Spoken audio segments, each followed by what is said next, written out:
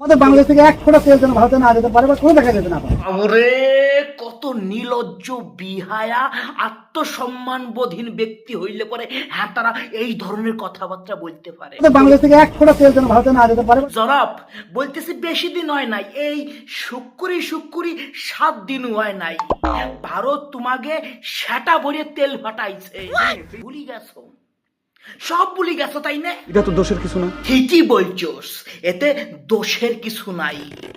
বেইমানি তো তোকে রক্তের মধ্যে ক্যালবাল ক্যালবাল করে, না হইলে তোরা এই কথা বলতে পারিস যে ভারতে যেন এক ফুটাও তেল না যায়। বংশ খারাপ তো সেই জন্য কোনো কথা কতি মুখে বাঁধে না। ওরে বাতামানির ফুতি, তোরা ভুলি যাস নে এই দুর্দিনের সময় আইসেও ভারত তোকে তেল দিয়ে বাসায় রাখছে। এখন বাংলাদেশের কিছু আল্ট্রা প্রো ম্যাক্স লেভেলের সুদানির ফুতরা এসে বলবে আমলা তো ফিলি তেল নেই, আমলা তো টিকা দিয়ে কিনে লইছি। রে বাবু রে, তোরা এত নির্লজ্জ বিহায়া কিল্লাই, তোদের মধ্যে একটুখানি কৃতজ্ঞতা বোধ নাই কিল্লাই। চিন্তা করছেন কত বড় শতান। তোগে যদি টিয়ার গরম এতই থাকে তাহলে ওই টিয়া দিয়ে ভারতের কাছে থেকে তেল না কিনে তোদের আর যত বাকি অবৈধ আব্বারা আছে তাদের কাছে থেকে তেল কিনে নিজে কি সায়র মধ্যে ধুইলি না কিল্লাই।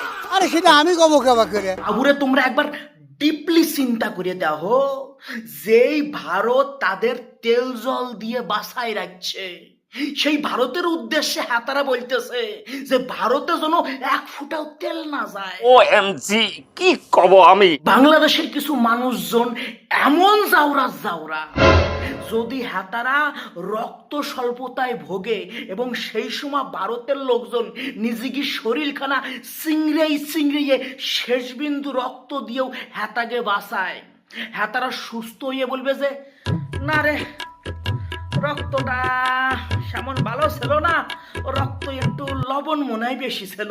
অভদ্র চোদা গো বাবা।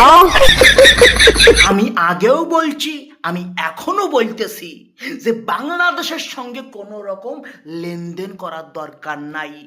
জিও পলিটিক্সের মাইরে 108 বার তাদের দেশে কোনো রকম জিনিস ফাটাইনোর দরকার নাই। যদি ফাটাইতেই হয় তাহলে হাতাগে জন্য ঘাস পচা বিষ আর দড়ি ফাটানিও। ওই ঘাস পচা বিষ খাইয়ে শয়তানের বাচ্চারা দাপাই মরবে, আর যেই কটা মরবে না সেই কটা ওই দড়ি দিয়ে ঝুলে পড়ব।